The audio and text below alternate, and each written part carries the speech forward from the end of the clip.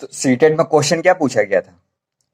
कक्षा 3 के छात्र ने 16 गुणे 25 का गुणन इस प्रकार किया। 16 गुणे 25 बराबर 8 गुणे 2, ये यहाँ पे 8 गुणे 2 गुणे 5 गुणे 5। फिर क्या किया? 8 गुणे 5 एक साथ लिखा, फिर 2 गुणे 5 एक साथ लिखा। ऐसा उसने अपनी सरलता के लिए किया। 8 पंजे 40, ठीक है, और 5 दूनी 10, 40 गुणे 10 400। अब पूछा जा रहा है कि इस प्रश्न को हल करने के लिए छात्र ने गुणन के किस नियम का प्रयोग किया। तो 4 नियम यहां दिए गए हैं, इन चारों नियमों के बारे में जानते हैं।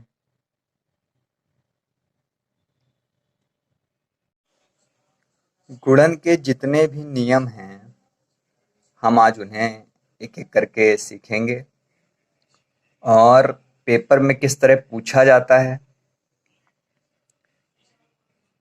कैसे हम उसका यूज करेंगे, पिछले पेपर में कैसे पूछे गए हैं क्वेश्चन, इनके बेसिस पे वो सारे डाउट्स हम क्लियर करेंगे। तो सबसे पहला आता है गुणन का साहचर्य सिद्धांत। सिद्धांत का मतलब लॉ, यानी एसोसिएटिव लॉ ऑफ मल्टीप्लिकेशन। ये क्या कहता है? क्या आप ये समझ पा रहे हैं जो यहाँ पर अल्फाबेटिकल शो किया गया है?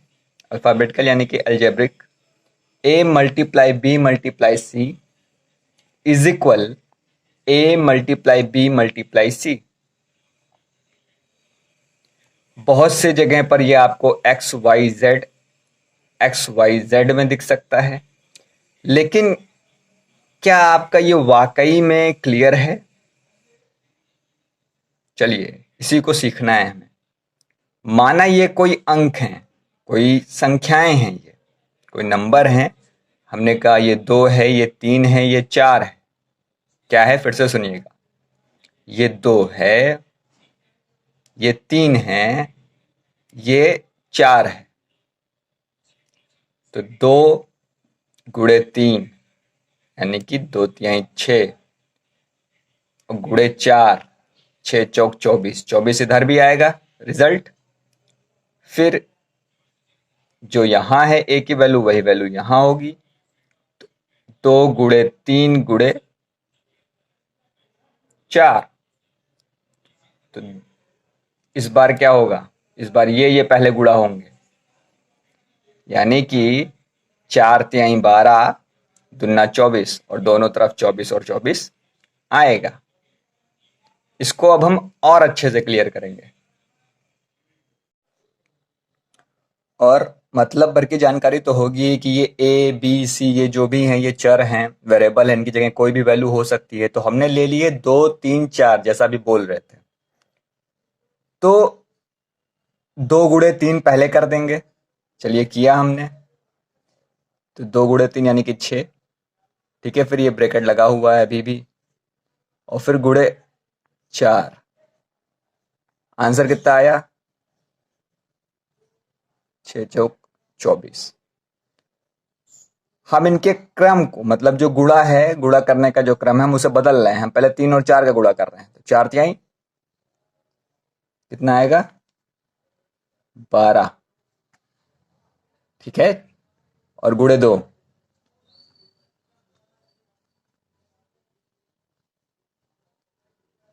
12 दुना 24 इधर भी। ये पूरी प्रोसेस समझ में आ रही है? गुणन का साहचर्य सिद्धांत क्या सिखाता है हमें?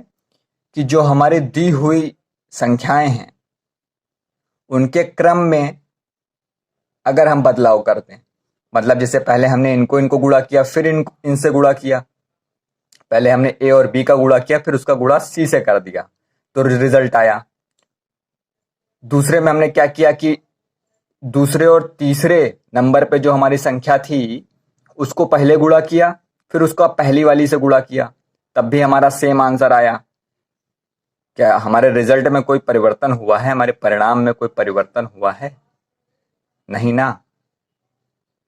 तो यह नियम ही क्या कहलाता है? साहचर्य सिद्धांत कहलाता है। अब अगर कॉपी, पेंसिल या पेन वगैरह लेकर बैठे हुए हैं, तो इसको चलिए अब हम लोग परिभाषा में, मतलब अपने शब्दों में इसको लिखने की कोशिश करेंगे। कैसे लिखेंगे? किन्हीं तीन संख्याओं के सतत संक्रिया में संख्याओं के क्रम को परिवर्तित करने पर गुणनफल अपरिवर्तित रहता है। गुणनफल कौन है? ये रिजल्ट, फल यानी रिजल्ट। गुणनफल अपरिवर्तित है, चेंज नहीं हुआ है। 24 इधर भी है, 24 इधर भी है। क्या करने पर 24 24 दोनों तरफ मिल रहा है? 24 यहां पर हमारी जो संख्याएं थी, हमने इनका क्रम से गुणा किया, और यहां पर हमने किधर से गुणा करना शुरू किया? पीछे से, और रिजल्ट हमारा दोनों ही तरफ सेम है। यानी दी हुई संख्याओं में हम अगर गुणा करने का जो हमारा तरीका है, उसमें हम क्रम में बदलाव कर दें। ये पहली संख्या, ये दूसरी संख्या, ये तीसरी संख्या, अंगूठे का परछाई पड़ रहा है। ये पहली संख्या, ये दूसरी संख्या, ये तीसरी संख्या। हमने पहले दूसरे को गुणा किया, फिर उठाकर उसको तीसरी से गुणा किया। और यहां पर हम क्या कर रहे हैं? हमने पहले तीसरी और दूसरी को गुणा किया, उसको उठाकर पहली वाली से गुणा कर दिया। दोनों ही तरफ हमारा रिजल्ट सेम आया, यानी अपरिवर्तित है। ठीक है? यानी गुणा करने की तरीके को हम परिवर्तित जब करते हैं तो हमारे रिजल्ट में कोई परिवर्तन नहीं होता है। यही है साहचर्य सिद्धांत या एसोसिएटिव लॉ ऑफ मल्टीप्लिकेशन। कोई डाउट है? अब नेक्स्ट क्या है? गुणन का पुनरावृत्त योग। पुनरावृत्त यानी कि रिपीटेड, और योग यानी कि एडिशन। तो बनेगा क्या? Repeated addition of multiplication. Repeated addition, बात को समझिए। यहां पर फिर से वेरिएबल मैंने आपको दिए हैं समझाने के लिए, चर दिए हैं। a प्लस ए प्लस ए, कोई भी संख्या है जिसको हम जितनी बार जोड़ रहे हैं उसका कोई ना कोई एक निर्धारित रिजल्ट होगा। रिजल्ट को हमने शो किया है b से। इसका कतई मतलब नहीं है कि a plus a is equal b होता है ना। अलजेब्रा में आपने इतना पढ़ रखा है कि a plus a is equal to 3a होता है। यहां पर यह आपको सिर्फ समझाने के लिए दिया हुआ है एक फॉर्मूले के तौर पे। a plus a is equal to result हमारा। अब ये जो जुड़ रहे हैं, जितनी बार जुड़ रही है ये संख्या, दी हुई संख्या जितनी बार जुड़ रही है, उस संख्या को हम उसी से गुणा कर दें। यानी जितनी बार वो जुड़ रही है उस क्रम से हम गुणा कर दें। जैसे ए कितनी बार जुड़ रही है? ए 1 बार, 2 बार, 3 बार। तो ए गुणे 3 करने पे भी रिजल्ट हमारा क्या मिलेगा? वही रिजल्ट मिलेगा जो वो संख्या जुड़ने पर रिजल्ट हमें दे रही थी। इसकी जगह मान लो हम संख्या ले लें 2 2 2, तो रिजल्ट क्या आएगा? 6। अब 2 कितनी बार जुड़ रहा है? 2 1 बार, 2 बार, 3 बार, तो 2 गुणे 3 यानी कि 6। समझिए थोड़ा और अच्छे से। ये 2 को देखिए कितनी बार जोड़ा जा रहा है? 1 बार, 2 बार, 3 बार, तो 2 गुणे 3 बराबर 6। दोनों ही जगह रिजल्ट सेम है। क्लियर है?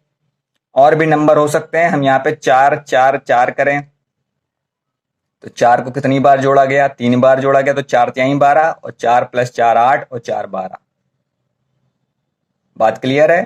तो ये तिगड़म या ये सिस्टम कहलाता है गुणन का पुनरावृत्त योग, रिपीटेड एडिशन ऑफ मल्टीप्लिकेशन। अब तीसरा आता है गुणन का प्रतिलोम सिद्धांत, इनवर्स मल्टीप्लिकेशन लॉ।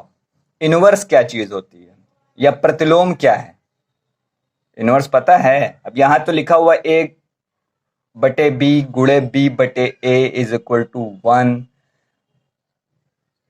आप इसको वैसे भी देख सकते हैं, थोड़ा बहुत कैलकुलेशन आपने की होगी तो आप कहेंगे कि b cancel two b, a cancel two a, and now result is 1।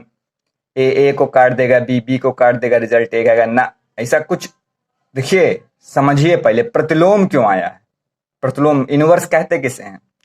माना एक संख्या लिखी हमने 2/4, तो 2/4 का प्रतिलोम इनवर्स क्या है?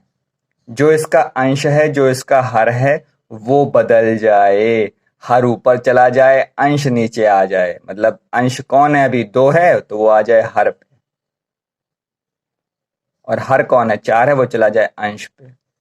तो ये दी हुई संख्या का तो प्रतिलोम हो गया, इनवर्स हो गया, और इनको आपस में हम जब मल्टीप्लाई करते हैं तो रिजल्ट 1 ही आएगा। कैसे? गुणा करना आपको आता है, ये परिमेय संख्याओं का गुणा है। परिमेय संख्याएं तो आती हैं, नेचुरल नंबर आते हैं, होल नंबर आते हैं, इंटीजर आते हैं, नहीं आते हैं। कौन मूल्य कैपेसिटेड देने जा रहे हैं? देखिए, 2 को कैंसिल करेगा, 4 को कैंसिल करेगा, एक तरीका तो ये है। दूसरा क्या है? आपस में गुणा करेंगे, 4 दूनी 8, 4 दूनी 8, 8 कैंसिल हो जाएगा भाई, 4 दूनी 8, आमने सामने गुणा हो जाता है, 4 दूनी 8, 8/8 कट गया तो रिजल्ट 1 आया। ये क्या है? ये गुणन प्रतिलोम सिद्धांत है, इनवर्स मल्टीप्लिकेशन लॉ। क्लियर है? चौथा जो नियम है, गुणन का वितरण सिद्धांत। वितरण यानी बांटना, इसका होता है डिस्ट्रीब्यूटिव लॉ ऑफ मल्टीप्लिकेशन। ए गुणे बी प्लस सी बराबर ए गुणे बी प्लस ए गुणे सी।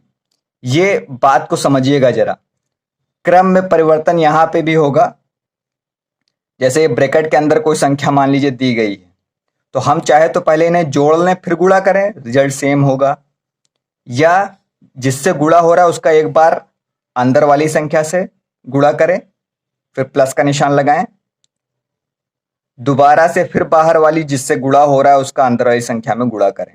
रिजल्ट पे कोई प्रभाव हमारे नहीं पड़ने वाला। ये है डिस्ट्रीब्यूटिव यानी कि वितरण। ठीक है ना? मान लो ब्रैकेट में कोई 2 संख्याएं थी, ठीक है? अच्छा, एक मिनट, ऐसे समझो। ये 2 का गुणा हो रहा है 3 + 4 से, तो पहले तो चाहो 3 और 4 को जोड़ दो तो हो जाएगा 7, 7 दूनी 14 रिजल्ट होगा। या 3 का पहले 2 से गुणा कर दो और 4 का 2 से पहले गुणा कर दो, तो 3 दूनी 6 और 4 दूनी 8, रिजल्ट क्या आएगा? 8 6 14 और 7 दूनी 14। ये बात समझ में आ रही है? ये है गुणन का वितरण सिद्धांत, डिस्ट्रीब्यूटिव लॉ ऑफ मल्टीप्लिकेशन।